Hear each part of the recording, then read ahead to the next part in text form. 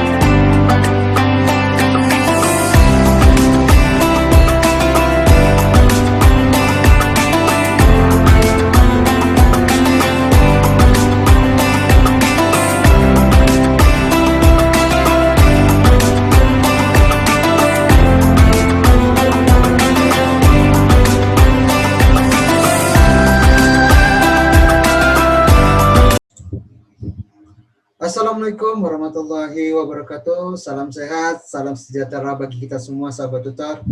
Saya harap sahabat tutor semua dalam keadaan sehat walafiat, tetap semangat, tetap menjaga protokol kesehatan demi kesehatan kita dan keselamatan untuk keluarga kita semua. Para sahabat tutor, di mata kuliah pengantar akuntansi, di sini kita sudah masuk ke minggu kedua, di sesi kedua mengenai tentang neraca lajur dan pencatatan penutup di laporan keuangan. Sahabat tutor, sebelumnya kita sudah berbicara tentang ruang lingkup atau gambar besar tentang akuntansi dan bagaimana laporan keuangan, dan juga kita sudah mempelajari tentang bagaimana cara melakukan pencatatan di dalam transaksi keuangan. Yaitu kita mengetahui sebelum kita menyusun laporan keuangan, kita harus mencatat seluruh transaksi keuangan di dalam jurnal umum. Setelah kita melakukan jurnal umum, maka kita melakukan namanya pemostingan atau pengklasifikasian. Setelah kita melakukan pengklasifikasian, maka kita membuat yang namanya pengikhtisaran di dalam neraca saldo, di mana neraca saldo itu untuk melihat dan memitigasi risiko dari kesalahan-kesalahan dari baik itu di kesalahan dalam penjurnalan maupun dalam penjumlahan. Baik sahabat tutor, sekarang setelah kita melakukan berbagai macam transaksi, baik itu melalui pencatatan, postingan atau pengklasifikasian, baru kita melakukan pengikhtisaran, maka dari itu kita mulai namanya membuat satu laporan atau kertas kerja sebelum kita membuat laporan keuangan.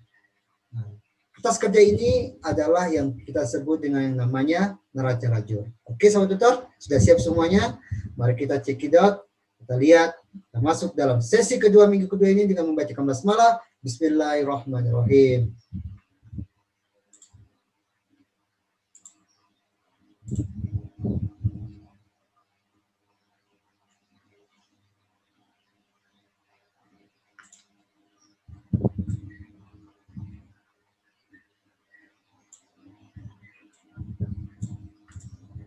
Sahabat tutor, ini adalah pertemuan kedua kita. Dalam sesi kedua ini kita membahas yang namanya dengan neraca lajur dan penutup dari pembukuan laporan keuangan. Kenapa neraca lajur ini sangat perlu kita lakukan, sahabat tutor? Agar kita bisa membuat laporan keuangan yang lebih efektif, lebih terorganisir, sehingga bisa meminimalisasi kesalahan atau risiko dari salahnya pencatatan maupun penjumlahan. Memang untuk menyusun satu laporan keuangan kita tidak bisa langsung, namun di zaman sekarang ini banyak platform-platform atau aplikasi-aplikasi itu sudah mengabaikan yang namanya neraca lajur ini, sahabat tutor.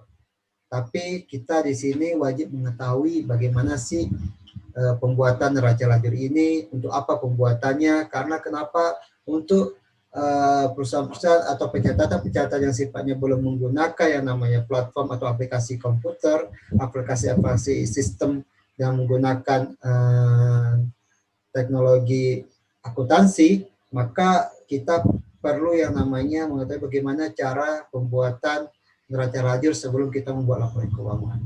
Untuk pembuatan neraca lajur ini, itu kita bisa menggunakan Excel atau menggunakan pencatatan seperti manual, tabel-tabel. Itu bisa kita lakukan yang sifatnya masih manual, belum kita menggunakan yang otomatis.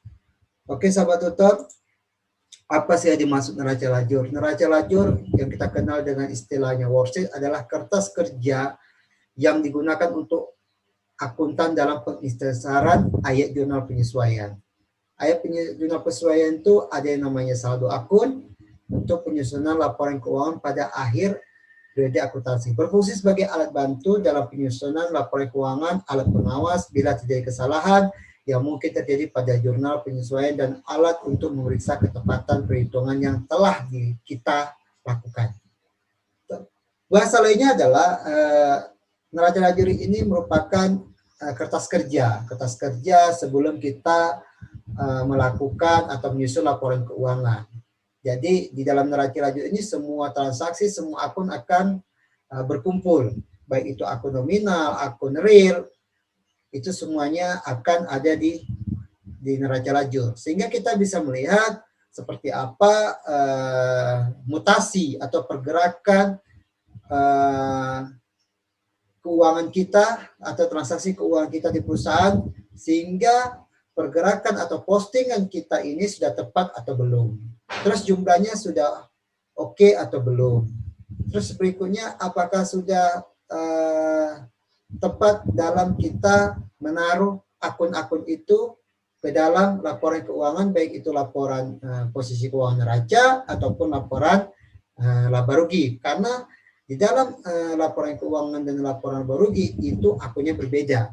Tetapi di dalam neraca lajur kita akan mengumpulkan semua transaksi itu, akun-akun yang terjadi di dalam penyusunan laporan keuangan kita, itu akan berkumpul dalam satu kertas kerja, yaitu neraca lajur atau worksheet. Maka dari itu dia akan berkolom-kolom, banyak kolom, sehingga kertas kerja itu bisa lebar. Terkadang kalau kita dipraktekkan itu ada semacam kertas yang mungkin A3 yang kita gunakan, itu sebesar itu, besar lebih lagi, bisa jadi lebih besar lagi kalau transaksinya banyak, sehingga dia mencerminkan satu kegiatan, satu laporan, semuanya ada di situ di kertas kerja itu. Itu akan memudahkan para akuntan atau orang yang membuat laporan keuangan dalam memeriksa kesalahan-kesalahan perhitungan, kesalahan-kesalahan postingan, apa yang terjadi tidak balance. Nah, itu bisa kita lihat dari kertas kerja, agar kita tidak mengobrak-abrik atau mencampur adukan kesalahan-kesalahan itu ke dalam pencatatan kita lagi. Kita lihat lagi ke postingan, buku besarnya lagi. Jadi supaya itu tidak kita mengurangi risiko-risiko supaya tidak merusak yang sudah kita catat yang benar. Pencatatan yang sudah benar kita jaga, kita melakukan koreksi terhadap pencatatan yang salah. Maka dari itu kita perlu tahu seperti apa pembuatan neraca lajur ini supaya laporan keuangan yang kita susun, yang kita buat itu akan lebih valid, lebih bisa dipertanggungjawabkan dan lebih informatif. Sahabat tutor, manfaat neraca lajur itu digunakan pertama itu berfungsi sebagai referensi untuk menyusun ayat jurnal penutup. Ya, kita perlu tahu bahwasanya kenapa pencatatan penutup itu perlu kita lakukan. Ya, kita agar tahu agar tidak ada jurnal-jurnal atau transaksi yang belum kita catat. Nah, sehingga setelah kita tutup semua transaksi-transaksi itu, maka kita bisa menyusun namanya laporan keuangan. Maka perlunya kita melakukan yang namanya pembuatan neraca lajur. Neraca lajur ini juga sebetulnya bermanfaat juga terhadap pemeriksaan data atau akun-akun yang seperti saya bilang tadi, akun-akun yang salah atau jumlah-jumlah yang salah yang akan kita sajikan. Apakah akun-akun ini tepat, sudah tempat di tempatnya atau belum? Nah, kemudian ini juga menunjukkan prosedur-prosedur yang perlu dilakukan untuk menyusun laporan keuangan yang telah dilaksanakan. Bagi perusahaan-perusahaan yang masih manual atau masyarakat belum menggunakan aplikasi yang begitu canggih, begitu lumayan untuk memberikan satu teknologi akuntansi yang sangat advance, namun untuk memeriksa apakah sistem dari aplikasi ataupun platform dari program akuntansi kita itu sudah baik dan tepat, baik itu dari jumlahnya kalkulasinya baik, tepat itu apakah platform itu berguna untuk perusahaan kita, cocok atau tidak, maka kita bisa melihat bagaimana neraca lajurnya. Jadi kalau kita nggak tahu, kadang-kadang kita percaya saja sama sistem. Ya maaf cakap, karena sistem pun bisa melakukan yang namanya error. Maaf cakap, sistem juga bisa melakukan kesalahan. Maka dari itu, kita wajib juga tahu seberapa matangkah sebuah sistem dengan kita melihat neraca lajur sistem itu. Apakah sistem itu memberikan satu output tentang neraca lajurnya.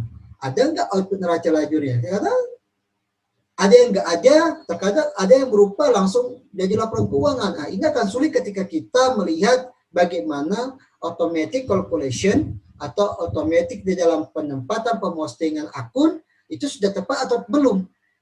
Nah, sehingga kita bisa memeriksa apakah kematangan sebuah sistem platform dari akuntansi ini sudah cocok, sudah baik untuk kantor kita. Karena tidak semua kantor itu cocok dengan satu platform. Nah, ada yang kantor cocok dengan platform A, tetapi kantor B tidak cocok dengan platform A. Ada yang cocok dengan kantor yang platform B dengan platform B, tetapi tidak cocok dengan platform A. Nah, jadi itu juga akan memberikan suatu pemikiran untuk seorang akuntan agar bisa melihat dan memeriksa data-data kita yang kita input di dalam platform akuntansi itu sudah baik atau tepat. Melalui apa? Melalui neraca lajur ini. Karena neraca lajur merupakan proses kerja, sahabat tutor. Tapi bagaimana seorang akuntan kok tidak belajar neraca lajur?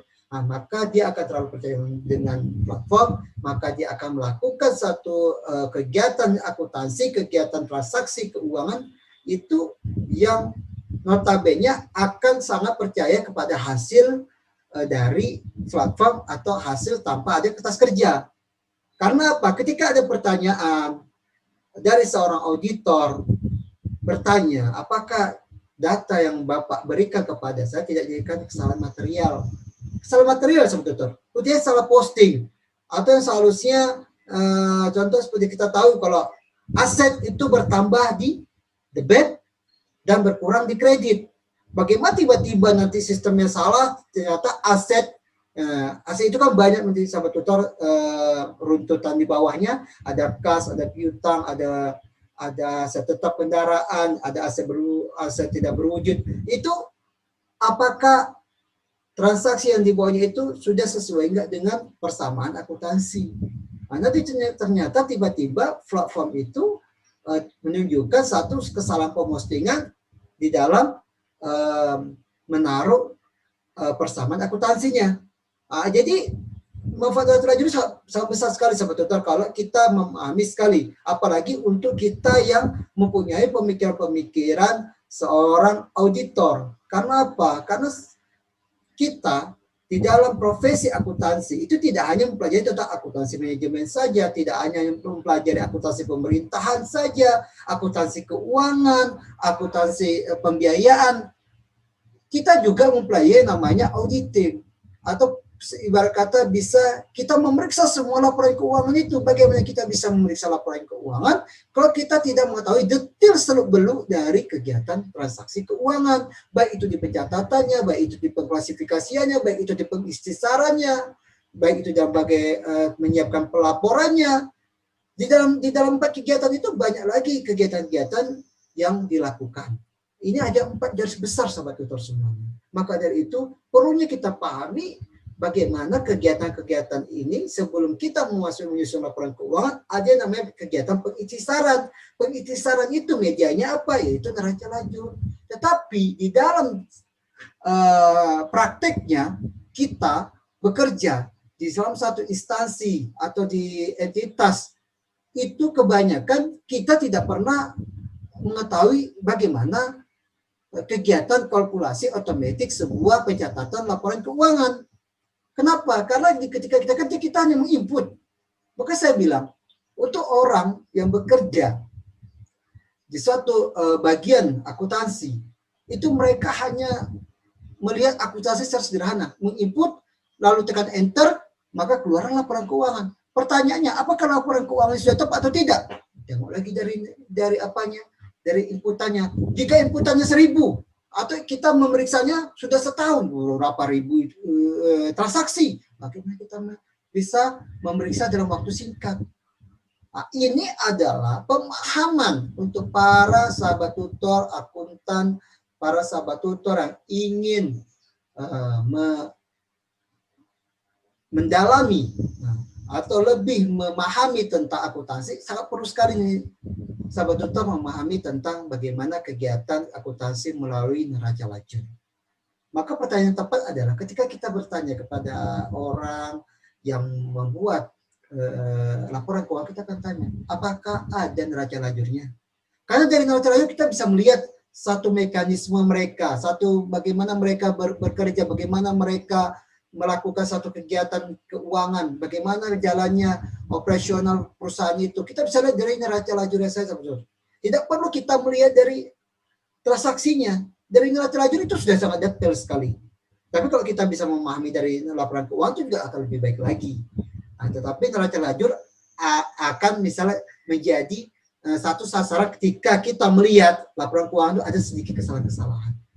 Jadi kita tidak perlu langsung ke dasar ya, atau kita memeriksa hard copy-nya, atau kita memeriksa pencatatan dari awal. Itu akan sebanyak ini sahabat tutor memeriksanya satu buku. Bayangkan satu buku 1 bulan, kalau 1 tahun seperti apa. Jadi perlu kita yang namanya mempelajari filosofi dari neraca lajur ini. Tujuan penyusunan neraca lajur sudah saya bilang itu mempermudah untuk menyusun laporan keuangan.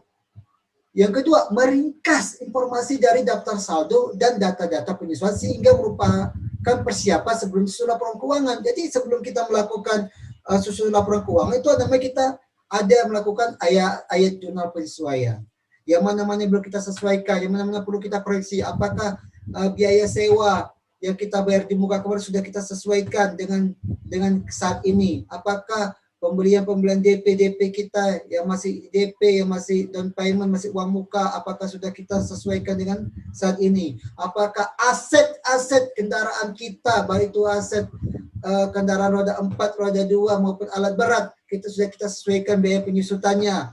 Begitu banyak yang harus kita sesuaikan sahabat tutor. Begitu juga dengan pengembalian barang, pengembalian penjualan karena barang itu rusak. atau retur, diskon, apakah sudah sesuai dengan perhitungannya? Terakhir kita melihat apakah postingan-postingan yang kita lakukan tadi sudah sesuai, apakah ini akun real dan akun nominalnya, akun tetap dan akun sementaranya, apakah sudah kita masukkan sesuai dengan laporan keuangan yang mau kita buat. Yang ketiga adalah untuk membantu kita. Kita tahu penjujuan dan neraca lajur itu membantu kita, sahabat dokter, untuk menghindari kesalahan-kesalahan yang mungkin terjadi pada saat pembuatan jurnal penyesuaian itu. Tidak hanya jurnal penyesuaian, bisa juga jurnal umum. Iya, semuanya bisa kita lihat dari situ. Karena apa? Karena neraca lajur adalah kertas kerja untuk seluruh kegiatan keuangan kita. Terus apa sih isi dari neraca lajur ini? Perlu kita pahami, tabel neraca lajurnya ada 5, sahabat tutor umumnya. Yang pertama yaitu neraca saldo, yang berisi tentang, ya sahabat tutor sudah tahu ya, neraca saldo ini isinya data-data diambil dari laporan sebelumnya, dari buku besar, sehingga kita masukin misalnya ini berupa aset, transaksi biaya, transaksi penjualan, transaksi kegiatan hutang, semua kita di dalam datanya ada semuanya, akun-akunnya. Kita ini gabungan ya, tidak ada membedakan ini untuk neraca, tapi bukan ini untuk neraca yang sudah baku, tapi neraca saldo itu isi semua saldo akun, maupun itu saldo real ataupun saldo nominal. Yang kedua, tabel berikutnya adalah yang jurnal penyesuaian atau AJP, adjustment interest, atau jurnal penyesuaian. Ini biaya-biaya atau aset-aset apa yang perlu kita sesuaikan.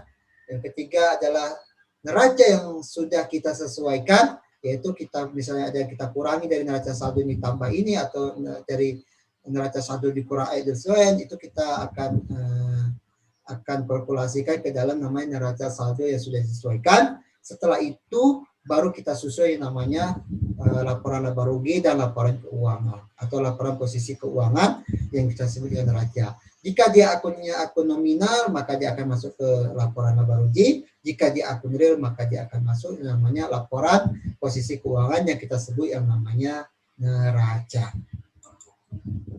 Proses penyusunan neraca saldo, seperti saya bilang tadi, yaitu masukkan saldo dari buku besar ke dalam data saldo, masukkan AGP, masukkan kolom-kolom data saldo yang sesuaikan, menjadikan jumlah yang di dalam neraca saldo itu, lalu kita menjumlahkan dan memasukkannya ke yang mana akun laba rugi, yang mana akun untuk masuk ke dalam laporan posisi keuangan atau neraca. Itu sudah saya jelaskan. Contohnya seperti ini ya, format neraca lajur itu, sahabat tutor. Ya, pertama itu ada nama perkiraan, perkiraannya adalah akun atau rekening. Kemudian seperti ini tabelnya, neraca saldo itu ada debit dan kreditnya ya. Terus jurnal penyesuaian juga itu debit dan kredit. Terus neraca saldo yang sudah disesuaikan, baik ditambah mau dikurangi dari dua ini, neraca saldo dan AJP ini, debit dan kreditnya. Perhitungan laba ruginya, yang mana yang masuk ke laporan laba rugi, yang mana masuk laporan neraca. Ini format yang sangat baku, sahabat tutor. Mungkin ini sudah menjadi patokan baik kita di dalam berbagai bisnis apapun, menjadi standar akuntansinya. Format neraca lajur sudah seperti ini. Ini membantu sahabat tutor agar sahabat tutor bisa mudah dalam menyusun laporan keuangan.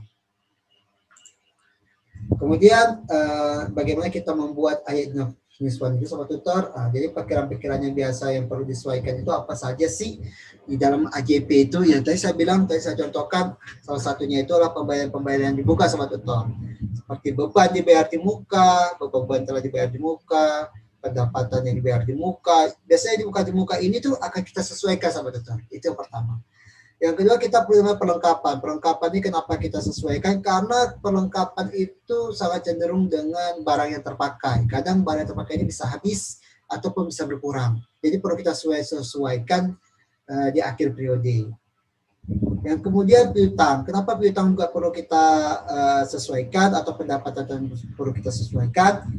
Kenapa piutang? Kadang ada yang namanya orang yang berhutang sama kita. Piutang itu adalah supplier ataupun customer kita yang berhutang pada perusahaan kita, di mana ketika dia berhutang pada kita nanti yang dia tidak melakukan pembayaran atau melakukan restrukturisasi hutangnya, restrukturisasi hutangnya, sehingga yang tadinya kita jadwalkan pembayaran sesuai dengan jatuh temponya itu akan berkurang ataupun akan hilang. Itu kita perlu sesuaikan. Apakah ini utang bisa ditagih ataupun tidak bisa ditagih utangnya. Nah, jadi ada namanya pos-pos antisipasi pendapatan atau pendapatan yang telah menjadi hak kita tetapi belum kita terima. Itu perlu kita buat namanya pos-pos antisipasi. Begitu juga yang namanya piutang beban. Piutang beban ini adalah beban yang sebenarnya telah menjadi hak tetapi belum kita bayarkan. Kita ini kita kembalikan dari piutang tadi, yang tadinya kita yang merekonsiliasi dari orang itu karena nggak ditagih. Bagaimana kalau kita berutang kepada orang yang tadi kita mau lakukan pembayaran misalnya di bulan ini atau di akhir tahun ini, ternyata kita minta penangguhan utang. Nah, ini biasanya purpose antisipasi untuk pasif. Yang sangat aktif ini kita sendiri bisa lakukan ya. Yang aktif ini kita bisa melakukan penyesuaiannya. Tapi kalau yang pasif ini kita tergantung kepada vendor kita, kepada orang yang memberikan utang pada kita. Contoh seperti kita utang bank misalnya kan, bisa saja kita tidak bisa membayar angsurannya atau tidak bisa kita membayar angsuran sesuai dengan waktu yang telah kita sepakati. Maka dari itu kita butuh yang namanya restrukturisasi utang kita. Kita mohon untuk dilakukan penyesuaian. Kemudian kerugian piutang, ini tadi saya bilang kerugian piutang yang tertagih tidak tertagih ini itu orang yang tidak membayar utang. Tadi ya bersama sih sebenarnya ya piutang penghasilan sama ini. Nah, itu jika terjadi transaksi yang kita gagal bayar, orang itu gagal kita tagih. Berikutnya yaitu penyusutan. Yang ini yang sudah pasti secara normally kita akan melakukan penyesuaian ini. Jadi yang normalis biasanya sahabat tutor, mau kita ada transaksi ataupun tidak ada transaksi, itu biasanya itu penyusutan. Mau kita ada, nggak ada transaksi, mau ada, atau perusahaan itu tutup sekali, tutup dalam arti kata bukan tutup perusahaannya, tapi tutup ada usahanya gitu, usahanya tutup, tetapi PT-nya masih ada, kita masih bisa ada laporannya masih ada, aset masih ada, tapi itu bakal kita laporkan dengan adanya biaya penyusutan. Karena apa? Karena aset-aset tetap itu, baik itu kendaraan maupun alat berat ya, sahabat tutor, itu biasanya ada yang namanya penyusutan. Begitu juga walaupun tidak ada penyusutan seperti bangunan misalnya harga pasar ya, tentu ada selisih harga pasar, itu perlu juga kita laporkan juga, kita sesuaikan. Oke, sahabat tutor, inilah akun-akun atau perkiraan-perkiraan yang biasanya yang perlu kita sesuaikan di akhir prodi. Karena kenapa? Ayat jurnal penyesuaian ini tidak sering kita lakukan. Tidak harus dilakukan setiap bulannya, tidak harus sahabat tutor. Itu bisa kita lakukan di akhir tahun boleh. Karena maka dari itu AJP ini dia sangat perlu dilakukan untuk menyesuaikan akun-akun atau disesuaikan saldo-saldo sesuai dengan keadaan yang sebenarnya sebelum kita menyusun laporan keuangan. Pembuatan, lalu bagaimana kita membuat ayat jurnal penutup. Nah, setelah kita buat AJP, perlu kita buat yang namanya ayat jurnal penutup. Ada 4 ayat jurnal yang diperlukan untuk menutup. Yang ditutupnya ya sahabat tutor semua itu biasanya akun-akun sementara sahabat tutor. Contohnya seperti apa? Yang pertama adalah mendebit setiap akun pendapatan atas jumlah yang terdapat dalam saldonya dan mengkreditkan ikhtisar laba rugi atas seluruh pendapatan tersebut. Jadi nanti pendapatan ini kita tidak boleh dikalkulasi lagi sahabat tutor. Misalnya setahun ya pendapatan kita setelah kita hitung 5 juta misalnya. 5 juta setahun. Ya udah, kita tutup 5 juta. Nanti tahun depan misalnya pendapatan itu 6 juta. Bukan berarti pendapatan tahun ini dengan pendapatan tahun besok itu kita tambah lagi menjadi saldo awal. Tidak. Ini maksudnya jurnal penutup ini adalah pendapatan yang diakui pada tahun itu selesai. Jadi nanti tahun depan mulai dari nol lagi. Berbeda dengan akun real atau yang di neraca, dia akan menjadi saldo awal. Transaksi akhir tahun akan menjadi saldo awal di awal tahun berikutnya. Itu seperti itu kalau akun real. Sedangkan untuk akun-akun penutup yang akun sementara, dia akan menjadi nol kembali. Jadi maka perlu namanya penutupan seperti akun-akun pendapatan.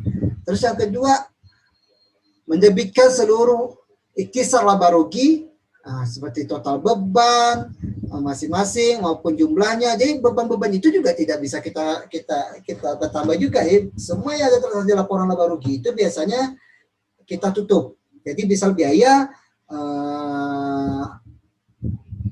perlengkapan misalnya atau biaya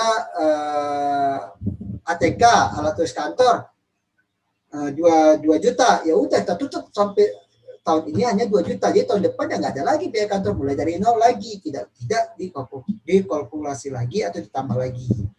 Jadi ini perlu kita tutup juga yang namanya pendapatan, beban-beban, terus mendebitkan juga ikhtisar laba rugi, laba.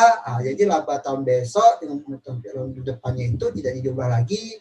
Terus kita yang tutup lagi apa itu yang namanya mendebitkan modal. Jadi ada modal akun atas saldo akun, penarikan dan mengkreditkan atau penarikan atas jumlah yang sama. Seperti modal itu kan ada yang namanya dividen, pembagian modal, dividen itu juga kita tutup. Jadi yang pengaruh terhadap modal, karena juga modal kan sangat dipengaruhi juga oleh laporan laba rugi. Jika laba, maka modal akan bertambah, jika kurang, maka modal akan turun. Setelah ayat jurnal penutup diposkan ke buku besar, saldo akun modal akan sama dengan seluruh jumlah yang dilaporkan pada laporan ekuitas pemilik dan neraca. Selain itu, akun pendapatan, beban, dan penarikan mempunyai saldo nol, yaitu kita tutup. Langkah terakhir dalam siklus akuntansi adalah menyiapkan neraca saldo setelah penutup, untuk memastikan bahwa buku besar mempunyai saldo yang berimbang pada awal periode berikutnya. Nah, ini setelah kita tutup semuanya ini, baru kita bisa susun nama laporan keuangan yang baku. Nah, ini semuanya akan ada dan akan hadir di dalam laporan neraca lajur. Karena lajur adalah kertas kerja sebelum menyusun laporan keuangan. Contoh real ya, sahabat tutor bisa lihat sendiri. Di sini saya memberikan contoh. Ini sahabat tutor bisa melihat gambaran neraca lajur ini, sahabat tutor. Neraca lajur ini semua isinya akan ada sini perkiraannya. Akas ada di sini, pelengkapannya sini, utang ada di sini, pendapatan sini, beban ada di sini, utang pun juga ada di sini. Semuanya akan muncul dalam satu kertas kerja dalam neraca lajur. Dan akan masuk saldonya. Di sini juga masih bergabung dia. Nah, di sini kita sesuaikan dulu. Ada yang berkurang, ada yang bertambah. Jika debit sama debit dia bertambah. Jika sini debit ada kredit di sini maka dia akan berkurang. Begitu juga sebaliknya. Terus setelah itu kita sesuaikan. Setelah kita sesuaikan maka kita tutup dalam laporan perhitungan laba rugi. Nah, di sini gimana akun masuk laba rugi, contoh seperti ini ya, kas masuk ke neraca, ini kan adalah laporan real, kas, perlengkapan, utang, modal itu masuk laporan real, pendapatan, beban, biaya itu adalah akun sementara, akun nominal, dia akan masuk di perhitungan laba rugi. Jadi tidak semua lagi masuk di sini sama tutor. Nah, jadi saldo-saldo yang ada di sini, nah, dia lihatnya nggak dari sini lagi ya, neraca, tapi neraca sudah kita sesuaikan, kita masukkan ke sini. Beban-beban iklan atau beban-beban yang di luar dari kegiatan produksi, nah, seperti biaya-biaya gaji, biaya-biaya tidak langsung, itu kita sesuaikan yang mana dimasuk ke dalam laba rugi, yang mana masuk ke dalam neraca. Baik ya, sahabat tutor semua, di sini kita udah bisa lihat areanya seperti apa kegiatan pembuatan neraca lajur ini. Oke, sahabat tutor, tadi kita sudah paham bagaimana neraca lajurnya, bagaimana ayat jurnal penyesuaiannya, bagaimana pencatatan jurnal penutupnya dalam menyusun laporan keuangan. Maka dari itu di sini kita akan mendiskusinya, kita akan mengevaluasi bagaimana sahabat tutor paham terhadap materi inisiasi kedua kita dalam sesi kedua ini di dalam sahabat tutor menjawab diskusi. Di sini saya akan memaparkan, membantu sahabat tutor untuk bisa menjawab pertanyaan dari diskusi sesi kedua ini. Saya akan berikan kisi-kisinya seperti biasa.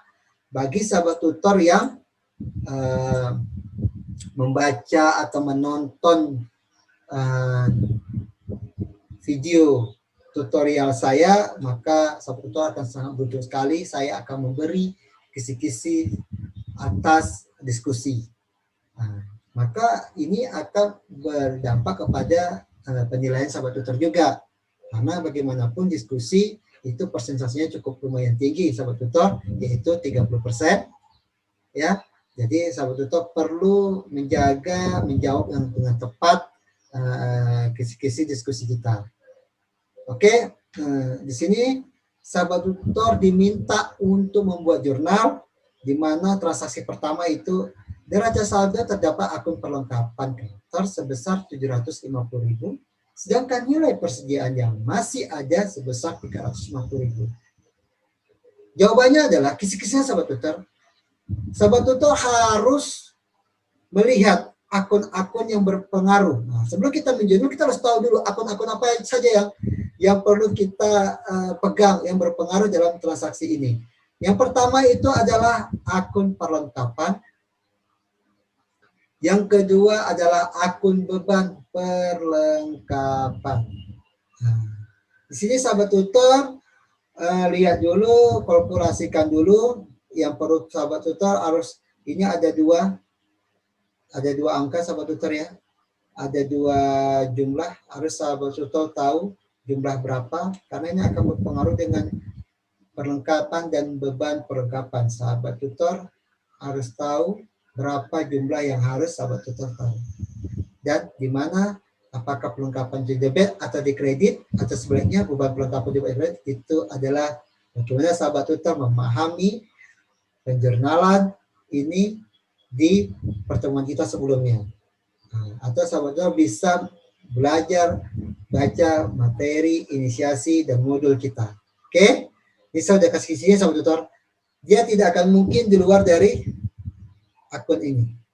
Oke?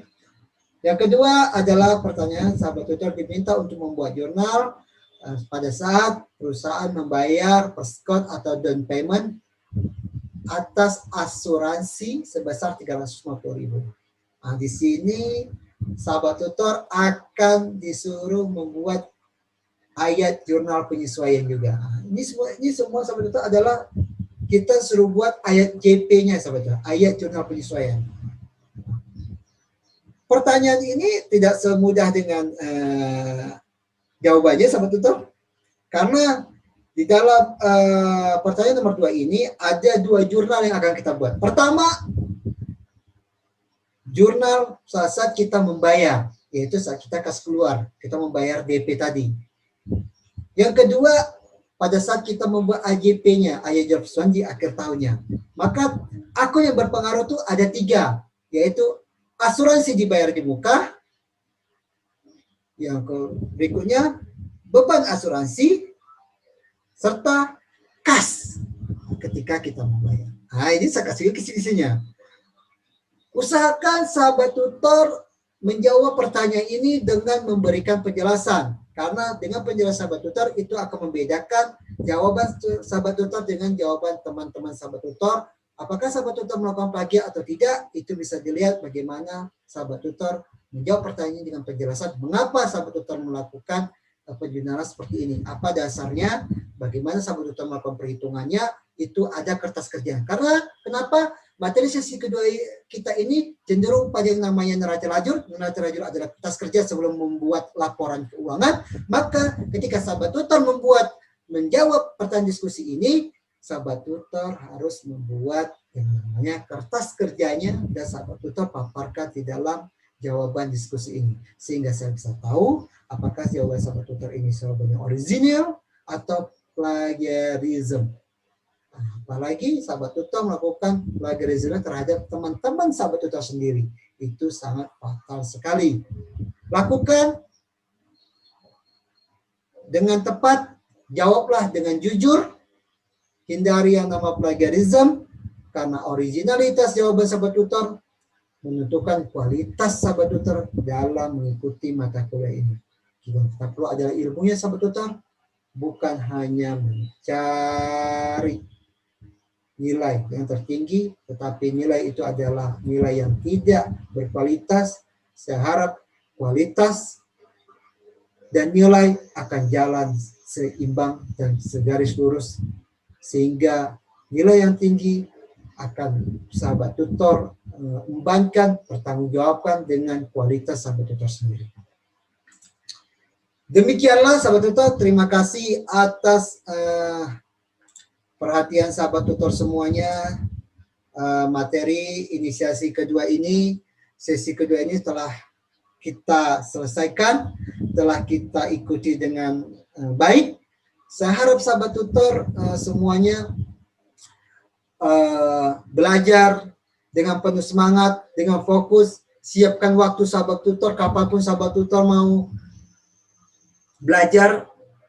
Sahabat tutor tidak terikat oleh waktu, bisa setelah kerja, ataupun setelah sholat subuh, ataupun kapanpun sahabat tutor ada libur, yang kerjanya sip-sipan, nah itu bisa mencari waktu-waktu yang senggang, waktu-waktu yang ketika libur. Karena apa? Saya yakin sahabat tutor semua kesibukannya berbeda-beda. Ada yang kerjanya setiap hari, Senin sampai Jumat, ada yang kerjanya sip, satu hari kerja, satu hari libur, ataupun ada yang kerja satu minggu berturut-turut. Tapi saya harap jangan sampai waktu 6 hari sahabat tutor melakukan pekerjaan sahabat tutor di luar dan melupakan pelajaran sahabat tutor di mata kuliah dan di universitas tempat sahabat tutor belajar. Jangan lupakan itu, karena kita sudah sistem online, sahabat tutor bisa dimanapun buka laptop, yang penting ada jaringan, bisa buka juga dengan menggunakan tablet atau HP. Yang penting sahabat tutor sempatkanlah waktu, sisihkanlah waktu sahabat tutor untuk belajar, menambah ilmu sahabat tutor, menambah kompetensi sahabat tutor, sehingga ilmu yang sahabat tutor dapat bisa sahabat tutor terapkan di tempat sahabat tutor bekerja. Terima kasih atas perhatian sahabat tutor. Akhirnya sudah selesai sesi kedua ini.